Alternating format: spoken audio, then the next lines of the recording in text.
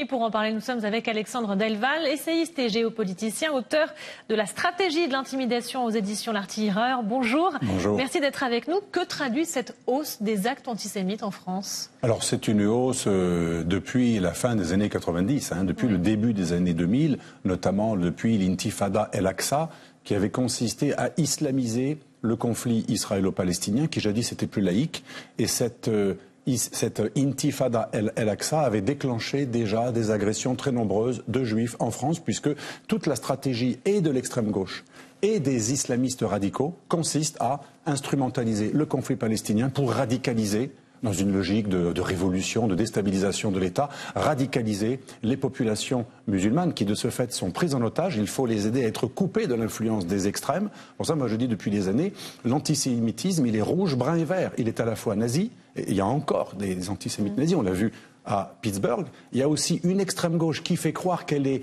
antiraciste, mais qui est de manière sous-jacente antisémite par un antisémitisme radical et diabolisant. Et bien sûr, il y a l'islamisme qui récupère tout ça. Et il faut être vigilant. Donc ce que dit le gouvernement va dans le bon sens, mais il faut aller jusqu'au bout du raisonnement. Il faut nommer les choses. 90% minimum des actes antisémites aujourd'hui, insultes, agressions, kidnappage, torture et même actes antisémites comme Mohamed Merah, sont le fait de populations arabo-musulmanes. Ça ne stigmatise pas nos compatriotes musulmans, bien sûr, mais nommer les choses aiderait, comme le disent d'ailleurs certains imams, comme l'imam Boubacar que j'ai interviewé, il disait il faut être très très vigilant et faire aussi un travail de pédagogie à l'intérieur même de la communauté musulmane pour expliquer qu'on peut être pro-palestinien, mais on n'a pas à considérer chaque juif de France comme un horrible soldat qui tuerait des Palestiniens. C'est inacceptable. Cette radicalisation sous couvert d'antisionisme a recréé une sorte de nouvel antisémitisme criminel qui déculpabilise l'acte violent contre tout juif. Donc vous dites qu'il y a un lien direct entre la situation au Proche-Orient et la situation en France? Non pas parce que ceci expliquerait cela, mais parce que ceux qui veulent déstabiliser l'État français, que ce soit des extrêmes gauches ou des islamistes, veulent utiliser ce sujet très chaud, très sensible, pour justifier, déculpabiliser le passage à l'acte anti-juif, sous couvert de lutte contre les vraies victimes d'une vraie Shoah que seraient les Palestiniens, puisque vous savez, le renversement des rôles aujourd'hui, on dit, dans les milieux palestiniens radicaux, d'extrême droite, islamiste ou d'extrême gauche, que la vraie Shoah, ce serait la Nakba, le génocide du peuple palestinien par les sionistes juifs, qui seraient en fait les vrais nazis. Donc on nazifie la communauté juive à travers cet antisionisme radical, complotiste.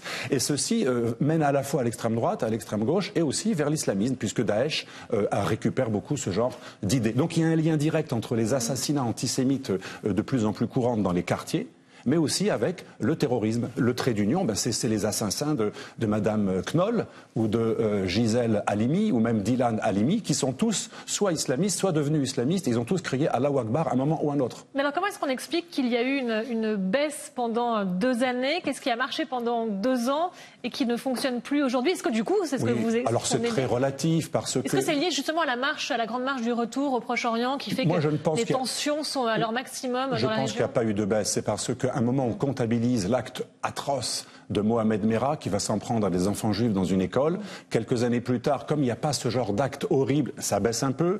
Et après, on retrouve les assassinats de Madame Halimi et Knoll, qui sont très récents, 2017-2018.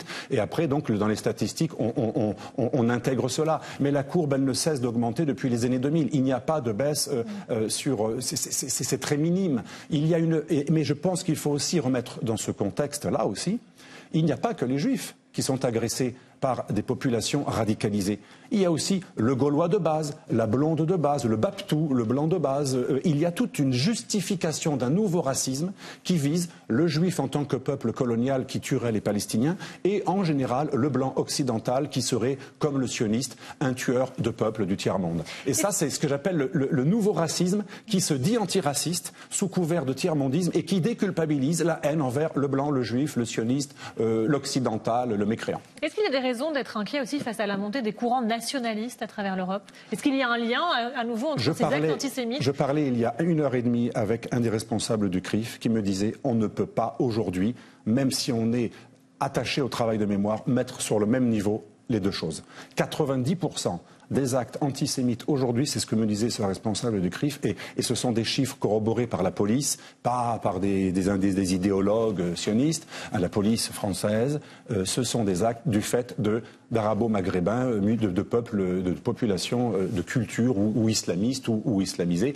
Et encore une fois, ça ne stigmatise pas nos confrères et nos compatriotes musulmans de le dire. Ça permettrait de mieux aider à combattre ce mal. Et d'ailleurs, des imams comme l'imam Chalgoumi, ou même le recteur de la mosquée de Paris, et pas que lui, à la mosquée de Paris, on est très conscient de tout ça.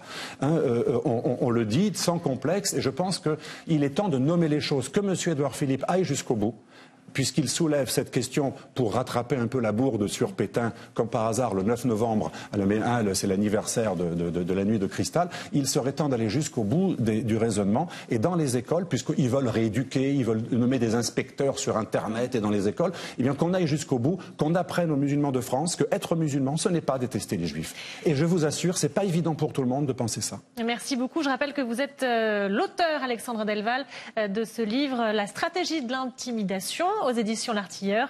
Merci d'avoir répondu à nos questions sur RT France.